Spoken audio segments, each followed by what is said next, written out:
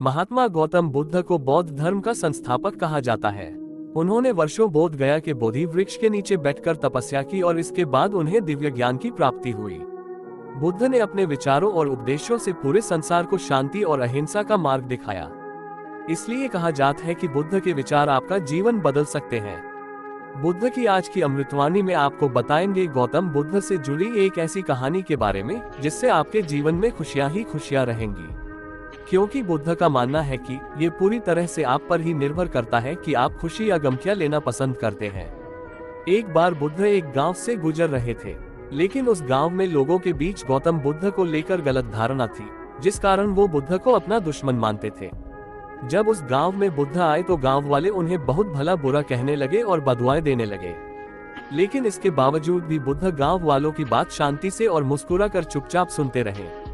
गांव वालों ने देखा कि उनकी बातों का बुद्ध पर कोई असर नहीं हो रहा है और वे विनम्रता से उनकी बातें सुन रहे हैं।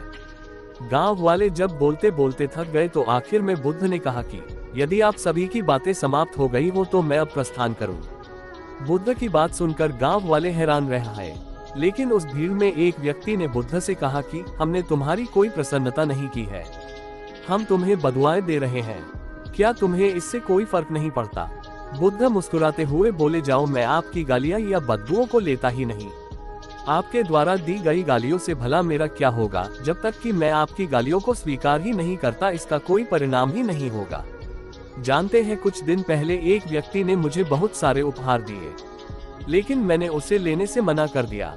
जब मैं लूंगा ही नहीं तो कोई मुझे कैसे दे पाएगा? बुद्ध ने पूछा, बताइए, अगर मैंने उपहार नहीं लिया तो उपहार देने वाले व्यक्ति ने क्या किया होगा? भीड़ में से किसी ने कहा, व्यक्ति ने अपने उपहार को अपने पास रख लिया होगा। बुद्ध ने कहा, मुझे आप सब पर इसलिए दया आती है क्योंकि मैं आपकी इन गालियों को लेने में असमर्थ हूँ और आपकी ये गालियाँ आपके पास ही रह जाएगी। सीख।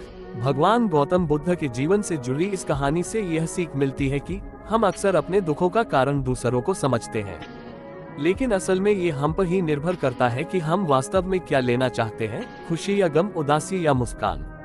यकीन मानिए, ये छोटी सी कहानी जीवन में एक बड़ा बदलाव ला सकती है।